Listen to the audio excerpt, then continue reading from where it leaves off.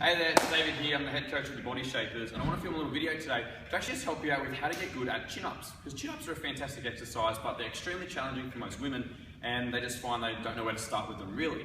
But they're really the ultimate exercise to actually tell about your body composition. So a lot of women want to drop fat, want to build some lean muscle, and if you're getting better at chin-ups, there's really no way around it that you're actually dropping fat and getting more tone and building some lean muscle. At the same time, it's really just empowering and exciting to actually be able to do a chin-up. So I think actually understanding how you progress from not being very good at them to doing them is really important. So I've actually got one of our clients here, Lola, who's going to help us show you a couple of variations on how we actually get you from not very good at chin-ups to being able to do chin-ups. And Lola's gone through all these, which is why she's a great example of how to do these exercises and how you can actually start from wherever you're at, do some chin-ups and eventually get better and better and better at them. So when you get Lola to jump up here, if you ever come to a chin-up rack, put the camera over please. The best way to start, if you haven't got, you haven't got much upper body strength, is to actually use these elastic bands. You can get them, a lot of gyms have them, you get them online. These actually help you do chin-ups, and they're really important if you can't pull your own body weight yet, because you've got to be able to do the reps properly. So what I'm going to Lola do is actually stand in these bands, and this is going to help her do a chin-up. So you stick your feet in a band, and in this case, let's say you're really quite far off doing a chin-up, you haven't got much upper body strength. What we actually do is help the person into the top of the chin-up, and let them lower themselves down. So they're not even pulling yet, they're just actually controlling themselves from the top of the chin up down with the band's help. So for instance, let's say Lola couldn't even pull herself up in the band. I might help push her up to the top, and she would just lower down on her own with the band. So she's still working the same muscles, she's just actually lowering down, not doing the pulling. Then she'll come back to the bench. And if we want to do that again, we do a set. So we'll do one more, just for showing it again. You can do a set of 5, 6, 7, 8 reps of that, and just lower down. I could have helped her there in future. As you actually get better at doing the lowering parts, then you can start pulling yourself up. So once you can actually lower yourself down under control in the band, you can now start pulling yourself up and down in the band. So do another couple for me, Lola. You can pull yourself up in the band, and again, you're building up that strength to do with the bands. One more, Lola. Alright, help yourself down, Lola, thank you. So that's the next step. Lower yourself down in the band, then start actually pulling yourself in the band. Once you do that, bands have different resistances. So you get thinner bands, thicker bands. And what you can do then is actually just lower the resistance on the bands.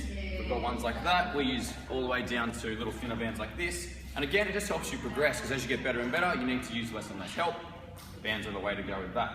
Once you get good enough with the bands, this is where we get rid of the bands, put them over the top and lower. And now you're going to start doing it with your own body weight. But just like we did originally, you're not going to actually pull yet. All you're going to do is get to the top and just use your own body weight. So Lola's going to show you how you do an eccentric chin-up. You're going to jump up to the top, get yourself all the way over, and actually just lower yourself down now with no help still, but controlling the movement all the way down. And again, once you're done, you just drop off to the bench and go again. Do one more first, Lola. And that's how you can start learning without any resistance to start building up your chin-up strength. Cool, awesome, Lola. Let's do one more. Awesome, so once you're actually able to do those jumping up and lower down chin-ups or eccentric chin-ups, the next step is actually to add a bit of weight to this exact same movement so that you're overloading that eccentric more. So if you've got a partner, this is the way to do it. Jump up just like you were before, and this time your partner just chuck a little bit of weight straight between your feet. So now it's actually more weight than your body weight on the way down, still controlling it, and this is a great way to build your strength up. Just drop the dumbbell at the end, and voila. That's still great. If you still can't quite pull, that's a great next step. Once you can do a bit of weight in there, you should be pretty close to actually getting a full chin-up. There's one other way to just get to that chin-up first. I'll get Lola to jump up, lower down, and actually use a bit of a bounce at the bottom to do this chin-up. So by actually lowering down and going straight back up, she's actually a little bit stronger, so it'll help her do a chin-up with that bounce. So she's going to jump up, lower down, and then bounce straight back up. So she lowers down, comes down, straight away bounces back up. That little bit of momentum at the bottom actually just helps you. Have a rest there, Lola. So using that little bit of bounce can actually help you a lot.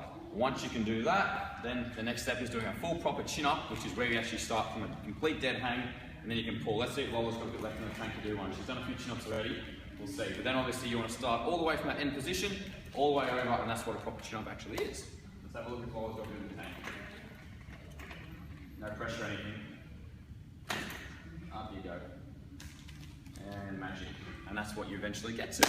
So that's the steps to go from not much upper body strength, really struggling with these, to actually be able to do a full chin-up. Thank you, Lola, for demonstrating. I just hope that helped you, because I think it's an awesome exercise and that it's really just empowering to see yourself improve. So I hope that helped you. That's all for now. Thanks.